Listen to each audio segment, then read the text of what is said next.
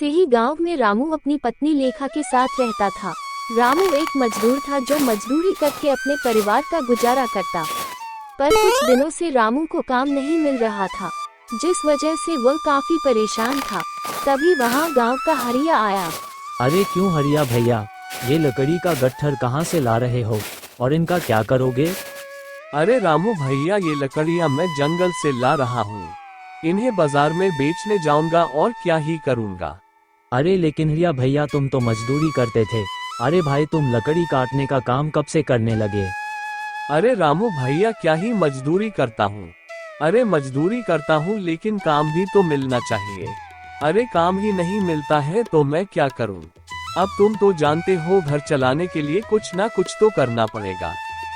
इसीलिए चला गया जंगल और ये लकड़ी काट कर ले आया। हाँ, ये बात तो तुमने बिल्कुल ठीक कही। वैसे मेरी मानो तो तुम कहीं अच्छा सा काम देख लो। इस तरह मजदूरी करने से, लकड़ी काटने से क्या होगा? कितने दिन करोगे? कहीं अच्छा काम देखो। अरे रामू भैया, क्या ही मजदूरी करता हूँ। अरे मजदूरी करता हूँ लेकिन काम भी तो मिलना चाहिए। अरे काम ही नहीं मिलता है तो मैं क्या करूँ। अब तुम तो जानते हो, घर चलाने के लिए कुछ ना कुछ तो करना पड़ेगा। इसीलिए चला गया जंगल और ये लकड़ी काट कर ले आया। अरे हरिया भाई, सही बताऊं तो मुझे और कोई काम आता ही नहीं है, तो क्या देखूं, मुझे मजदूरी करना आता है और मैं वही करता हूं। इसके बाद हरिया वहां से चला गया। अगली सुबह रामू और उसकी पत्नी लेखा सोकर उठे ही थे, तभी उन्हें बकरी की आवाज सुनाई दी, जिसे सुनकर लेखा काफी हैरान हुई। अरे ये हमारे घर के बाहर बकरी क्यों चिल्ला रही है? मैं जरा देख कर आती हूँ। लेखा घर के बाहर आई तो उसके घर के बाहर एक बहुत सुंदर बकरी खड़ी थी। तभी वहाँ पर रामू भी आ गया। बकरी को देखकर रामू ने, अरे ये किसकी बकरी है और हमारे घर के बाहर क्या कर रही है? मुझे नहीं पता, मैं भी हैरान हूँ। तभी वो बकरी, मुझे अपने घर में रख लो, मेरा इस दुनिया में कोई नहीं है। बकरी को बोलता देखकर वो लोग हैरान हो गए। तुम बोल कैसे सकती हो? मैंने तो आज से पहले कभी भी जानवरों को बोलते नहीं देखा। हाँ, मैं बोल सकती हूँ, पर मेरी आवाज सिर्फ उन्हीं को सुनाई देगी जो नेक दिल के होंगे। तुम लोग नेक दिल के हो, इसलिए तुम मुझे अपने घर पर रख लो और मेरा दूध निकाल कर बेचना। ये सुनकर लेखा और रामू बहुत खुश हुए, क्योंकि वह बकरी देखने में बहुत ही सुंदर थी। और लेखा ने, अजी आप क्या कहते हैं, क्या हम इस बकरी को रख लें? हाँ हाँ, क्यों नहीं। अगर बकरी हमारे पास खुद ही आई है तो रखने में क्या ही दिक्कत है, और वैसे भी अभी हमारे हालात काफी खराब हैं। शायद इससे हमारे हालात सुधर जाए। क्या कहती हो?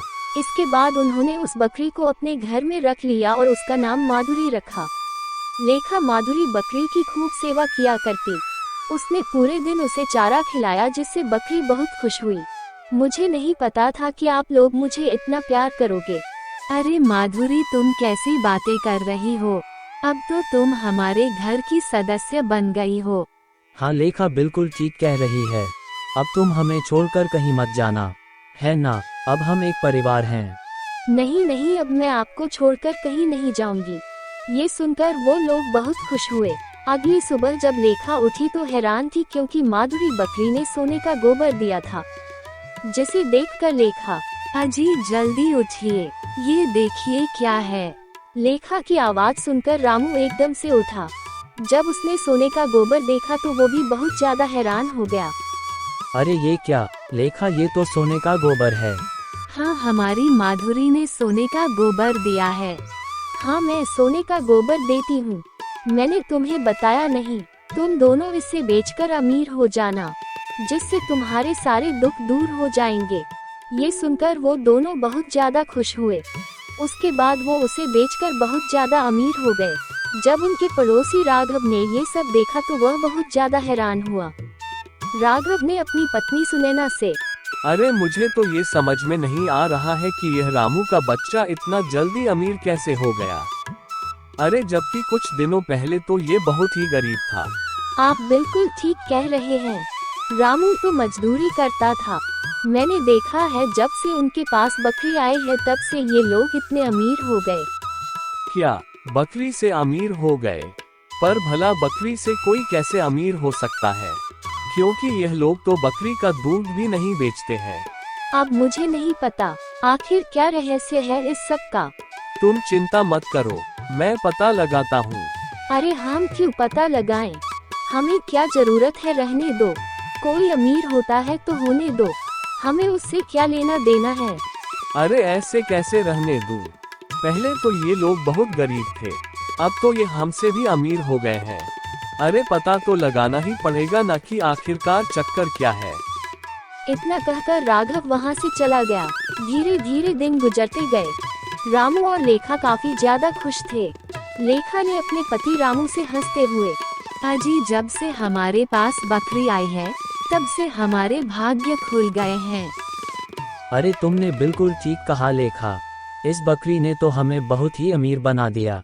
अगर यह बकरी हमारे जीवन में ना आती तो हम लोग तो कभी अमीर बन ही नहीं पाते। आप लोग ऐसा क्यों कह रहे हैं? आप लोग मेरी कितनी सेवा करते हैं, ये तो मेरा फर्ज है। नहीं माधुरी, ऐसी बात नहीं है, सेवा करना तो हमारा धर्म है। वैसे भी तुम बहुत ही सुंदर हो, तुम्हें देखकर कोई भी मोहित हो जाएगा। ये सुनकर माधुरी बकरी खुश हुई और मन ही मन, अभी तुम लोगों को मेरी असलियत पता नहीं है, जब असलियत पता चलेगी तब तुम लोगों को पता चलेगा। वो लोग माधुरी की बहुत सेवा किया करते थे, उसे बिल्कुल भी घर से बाहर नहीं निकालते, और जब भी बाहर निकालते थे तो लेखा खुद उसके पीछे पीछे जाया करती थी। लेखा एक दिन माधुरी बकरी को लेकर बाहर बैठी थी, तभी वहाँ राघव आया। अरे भाभी, आपकी बकरी तो बड़ी ही सुंदर है, क्या बात है? हाँ भैया, हमारी बकरी बहुत ही सुंदर है। वैसे भाभी, ये बकरी आपके पास आई कहाँ से? क्योंकि मैंने देखा है कि जब से बकरी आपके पास आई है तब से आप लोग बहुत अमीर हो गए हैं। आखिरकार इसका रहस्य क्या है, जरा हमको भी बताइए। अरे भैया, ऐसा कुछ नहीं है, मेरे पति को अच्छी जगह काम मिल गया है, इसलिए। अच्छा ऐसी बात है, पर भाभी मैंने तो रामू को काम पर जाते देखा ही नहीं। आखिरकार वो कब काम पर जाता है? भैया वो काम पर जाते हैं, और वैसे भी उनके काम का कोई पता नहीं, कभी दिन में तो कभी रात में जाते हैं। अच्छा ऐसी बात है, ठीक है भाभी, चलिए ठीक है, मैं चलता हूँ। ये कहकर राघव वहाँ से चला गया। मुझे ऐसा क्यों लग रहा है, राघव हम पर नजर रख रहा है, जरूर इसे माधुरी पर शक हो गया है। मुझे अपने पति से इस बारे में बात करनी पड़ेगी। शाम को रामू घर आया तो लेखा ने उससे, अजी हमें सावधान रहना पड़ेगा क्योंकि राघव हमारे घर पर नजर रख रहा है।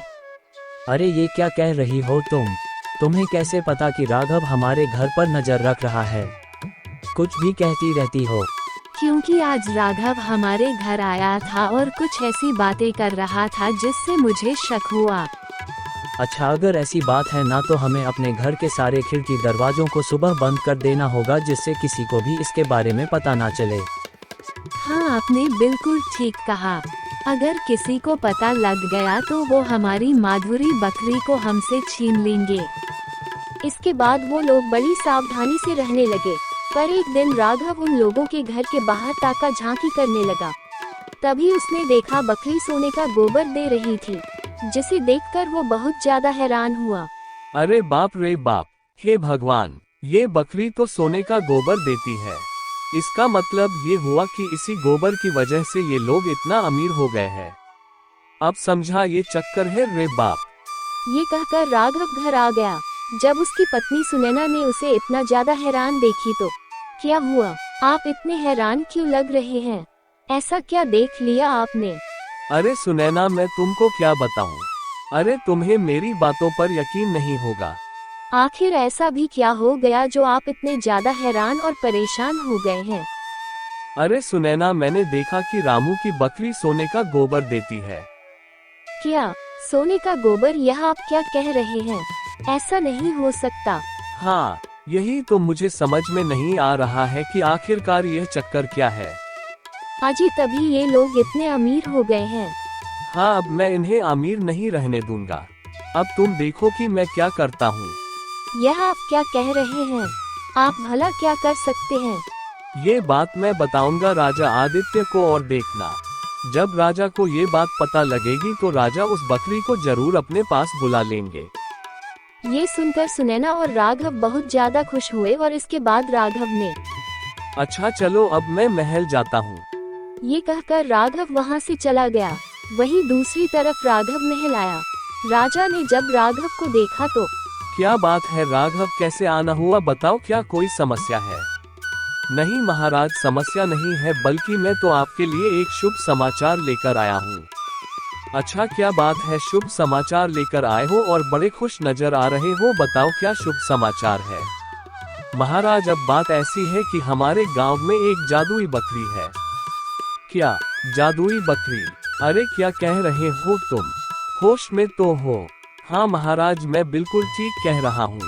अरे वो बकरी सोने का गोबर देती है।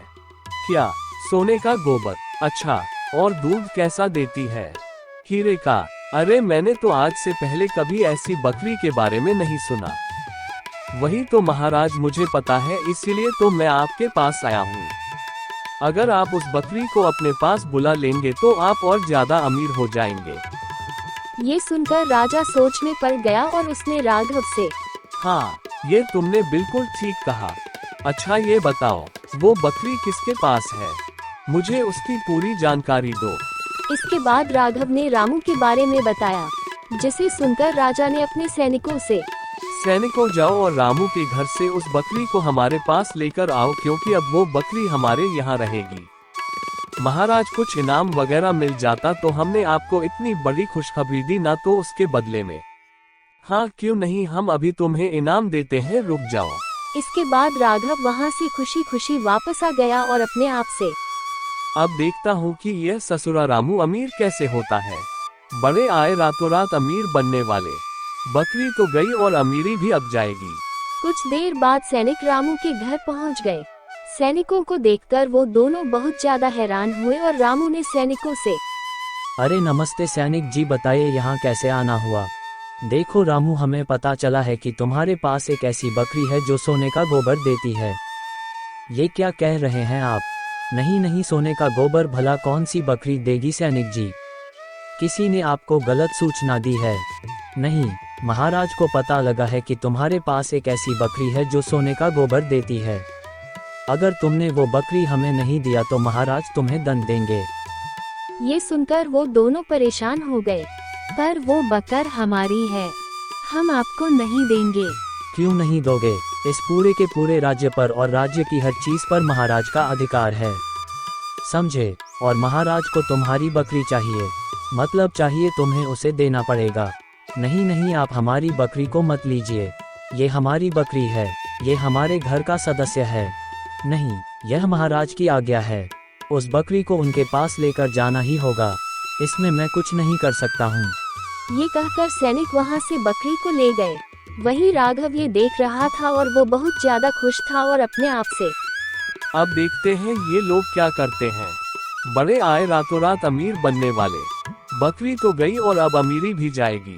वही दूसरी तरफ वो लोग बहुत दुखी थे और लेखा ने दुखी होकर रामू से अजी मैंने आपसे कहा था ना, और देखो आज वही हुआ। मुझे पहले ही लग रहा था कुछ ना कुछ अनहोनी होने वाली है।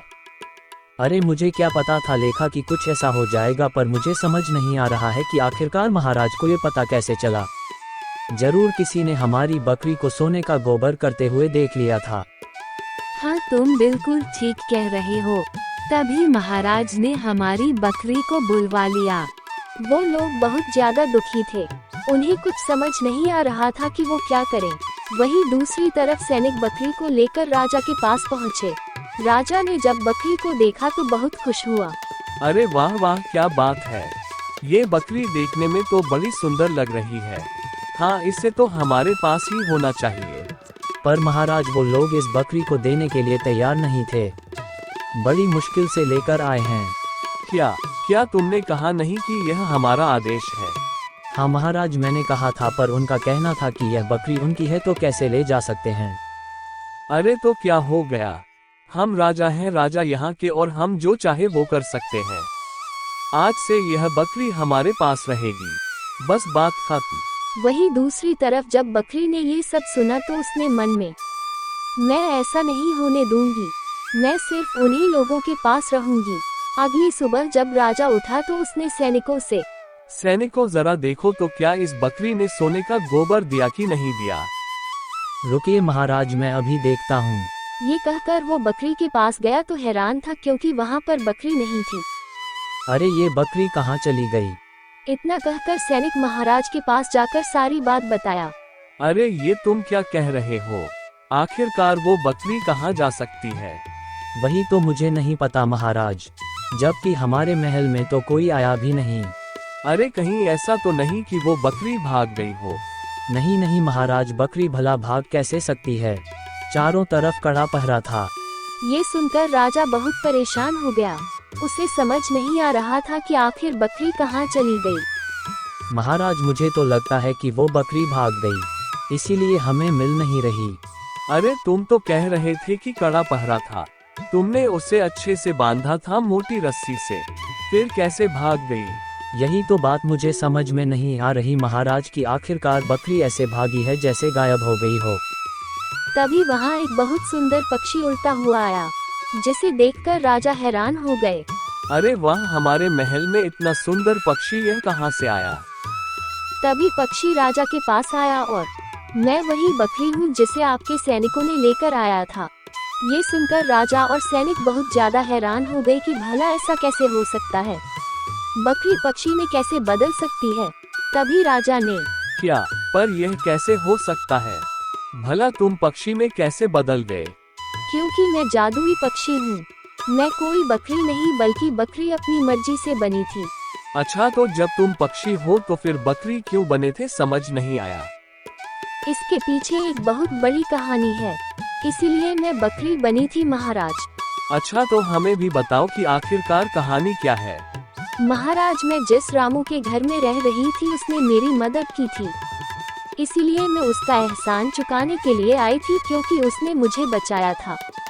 इसीलिए मैंने सोचा कि मैं बकरी बनकर उसके घर पर रहकर एहसान चुकाऊंगी। पर लगता है कि आपको किसी ने भड़काया और इसीलिए आप मुझे यहाँ उठाकर ले आए। मैं अगर यहाँ पर रहा तो बकरी के रूप में नहीं रहूंगी, पक्षी के रूप में ही रहूंगी क्योंकि मैं बकरी सिर्फ रामू और लेखा का ही हूँ। ये सुनकर राजा सोच में पड़ गया और उसने जादुई पक्षी से अच्छा, अगर ऐसी बात है तो ठीक है, हम तुम्हें आजाद करते हैं क्योंकि हम नहीं चाहते कि तुम यहाँ पर कैद में रहो। हमसे वाकई में बहुत बड़ी भूल हो गई कि हम तुम्हें यहाँ लेकर आए, क्षमा करना। कोई बात नहीं महाराज, मुझे पता था कि आपको भड़काया गया है क्योंकि आज के समय में लोग एक दूसरे से बहुत जलते हैं। हाँ, ये तुमने बिल्कुल ठीक कहा। चलो अब तुम जाओ, अब मैं तुम्हें कभी नहीं बुलाऊंगा, जाओ। ये सुनकर जादुई पक्षी बहुत ज्यादा खुश हुआ और वहाँ से चल गया। जिस पर सैनिक ने महाराज आपने उसे जाने क्यों दिया? वो तो जादुई पक्षी था। अरे हमने उसे जाने दिया क्योंकि हम किसी का बुरा नहीं चाहते। अगर हम किसी का बुरा करेंगे तो भगवान हमारा भी बुरा करेगा, समझे? ये सुनकर सैनिक बहुत खुश हुआ। वही जादुई पक्षी महल से बाहर आने के बाद, हाँ, अब मुझे फिर से बकरी में बदल जाना चाहिए क्योंकि रामू और लेखा को मेरी असलियत पता नहीं है। ये कहकर जादुई पक्षी फिर माधुरी बकरी के रूप में बदल गई। वही लेखा और रामू काफी ज्यादा दुखी बैठे थे। तभी वहाँ पर बकरी आ गई। अपनी बकरी को देखकर वो लोग बहुत ज्यादा हैरान हुए। अरे तुम वापस आ गई माधुरी? हाँ, मैं वापस आ गई।